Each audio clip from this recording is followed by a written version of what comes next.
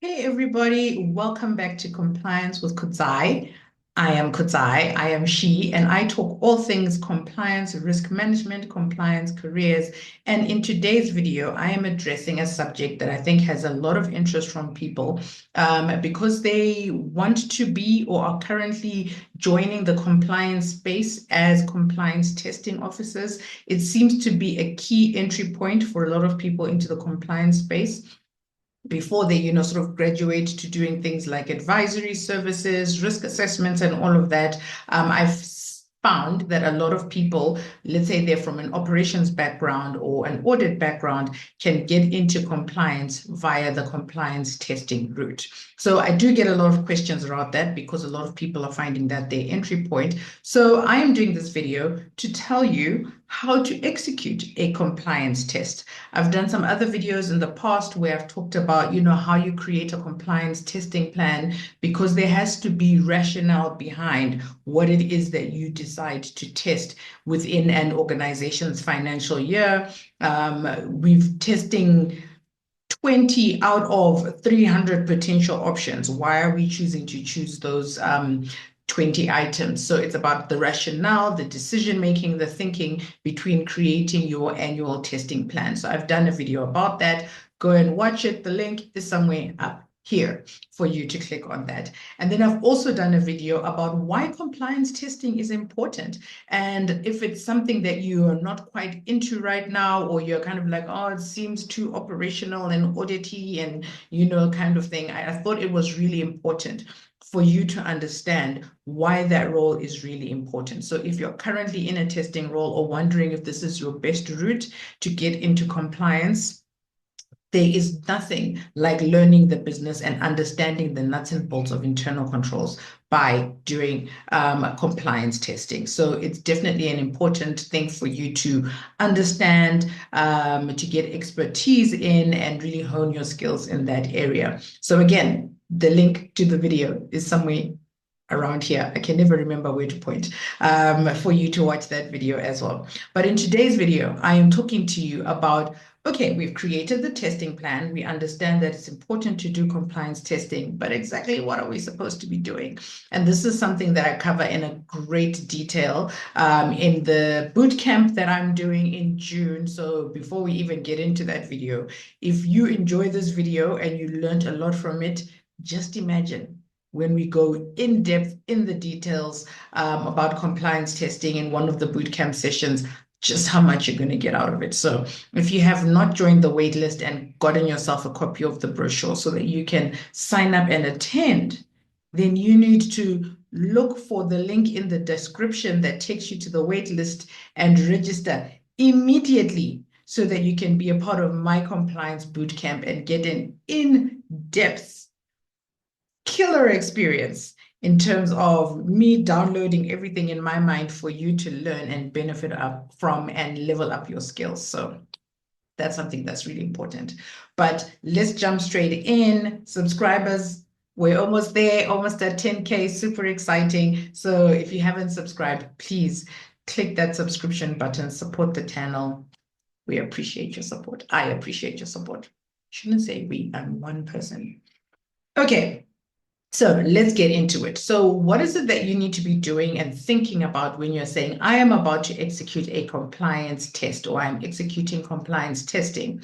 And the first thing that I want you to understand is you have to define what is the goal of the compliance test. Exactly what is it that you're trying to achieve? And I'm going to use examples to illustrate this so that it is clear. And I'll use an example in the AML space. So remember, I'm assuming now you've come back from watching those previous two videos. When you are doing compliance testing, you are wanting to check the adequacy and effectiveness of an internal control.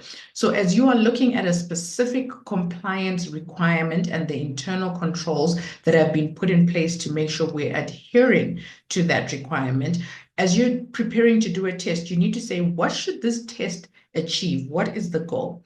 And if we are looking, for example, at transaction monitoring, and in South African law, for example, you've got specific thresholds within which you need to report. So your system needs to be able to produce alerts to alert you to the fact that, okay, we've had a transaction in excess of 25,000 Rand that needs to be looked at and ascertained that is this a suspicious transaction or it's in line with the activities, business, income of the client. So the system has to be set up to generate those type of alerts. So if we're doing a compliance test to check if those systems are working, are they adequate, are they effective? What we want to be able to see, the goal of that test is to determine that the technological processes and systems that have been implemented to generate alerts are actually working, and we are having alerts generated for transactions in excess of the threshold amount. So that's the goal of your test. So you have to establish that right off, exactly what is it that I want to achieve. Okay, that's your step one. And the step two is what is the desired outcome, which is closely related to your goal. And the desired outcome is to be able to provide assurance to your board, your executive team that, listen, any transaction that is hitting our system in excess of this threshold, we are seeing it, we are reviewing it, we are escalating it, we are reporting it as suspicious transactions, so we need to be sure that that is happening. We can't be in any doubt as to, oh, maybe we're getting 50%, sometimes the system works, sometimes the system doesn't work. So you need to be able to define the goal of the test and the outcome that you want the test to achieve, which is to provide confirmation to the responsible executive and owners of the control that the controls are working or they're not working. And if they're not working, to be able to advise them of the deficiencies, and then they take the necessary steps to remediate and make sure that things are upgraded, updated, fixed, if it's a glitch in the system that's making it work here and not there, yesterday and not tomorrow, then that gets addressed. So you've defined the goal, you've defined the outcome, and like I said, in the bootcamp, we go into a lot more detail about how you go about doing that. And then step three is to really say, so what is the scope of the testing? Because you can imagine in a financial institution, a global multinational organization, you can't look at every single countries, every single transaction and everything like that to determine that. So you have to set parameters around which you're going to test that makes sense for the nature of the organization that you're in. So if you're in a small startup and you're only doing 5 transactions a day, you could probably test every single transaction and see if any of them, look at each of them, how many were in excess, how many weren't in excess of the threshold, did the system generate the necessary alert, or if it's a human being looking at it, did someone look at this manually and say, yes, this is aligned, no, this isn't aligned, this needs to be escalated, and all of that.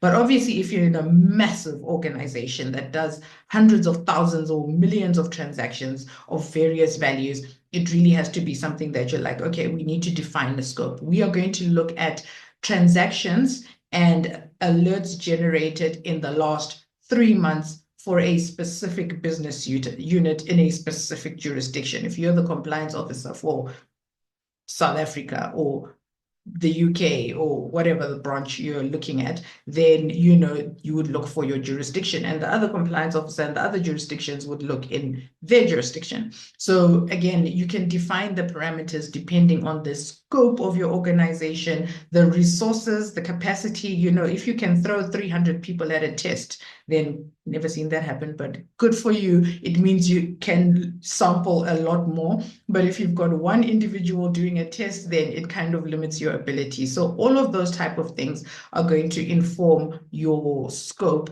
and the parameters that you set around the type of test that you're going to do. So now that you've set the scope and you've set the period and the area and the business unit, and you're saying this is what we're trying to achieve in terms of the outcomes of the test, now you actually need to say, how am I going to do the test? We're going into the methodology part of things. And typically when it comes to testing, the methodology that you apply is really going to be determined a lot by what exactly it is that you are testing. So in this example of transaction monitoring, you can do a sample testing when you're like, okay, I need to look at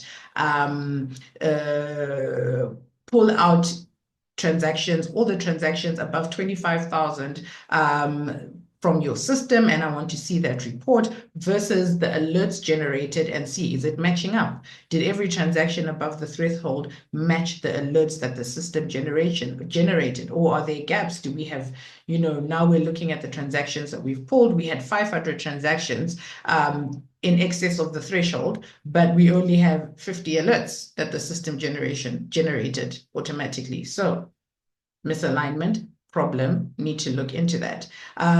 If in another example, you are maybe doing a process review, you want to understand, is the process around transaction monitoring, let's say it's a manual process, set up such that we're not missing anything. You're going to look at the operating procedures, the SOPs that are in place and say, what are the standard operating procedures versus what is actually happening on the ground from a process perspective. So you will do a process review. So the different methodologies that you're going to look at and apply, you might sit in, for example, with someone who's in that space of the transaction monitoring space and be like, okay, I want to observe you executing the process. So there's the documentary review of the process, and then there's the observation live of someone executing the process and saying, oh, are they skipping steps?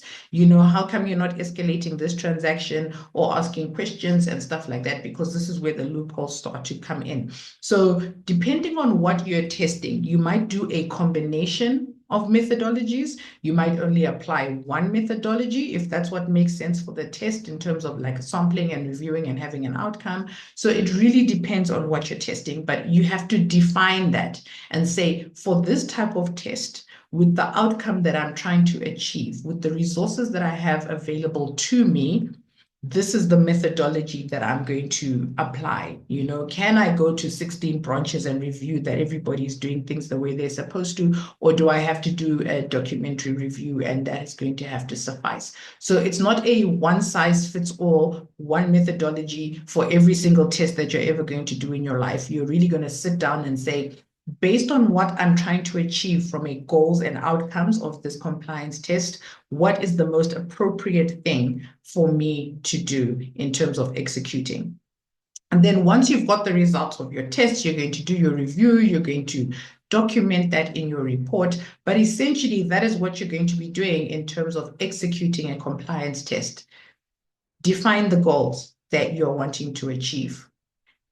Be specific about the test that you are conducting, what you're conducting it on, which internal controls, what outcome you're trying to achieve, what is the scope of the test, business unit, period being tested, and all of that. And then define the methodology that you're going to use to review the data, review the process, review the controls, and then conduct the review in alignment with that, engage with your stakeholders who are going to have to be involved in the testing process, your business stakeholders. And then after that, it's about reporting your findings, making your recommendations, and saying this is the action that needs to be taken, or actually everything is hunky-dory. The alerts matched the transactions that I drew in my sample. All is well in our world. But whatever your findings are, you need to document that and report that in a compliance testing report that then gets shared with the relevant stakeholders, as well as your compliance senior leadership, and who takes it up depending on the nature of the findings, whether it needs to be escalated, like the house is about to burn down, all the cards are about to fall, or okay, everything's fine, we'll just say that the test was done and it was successful.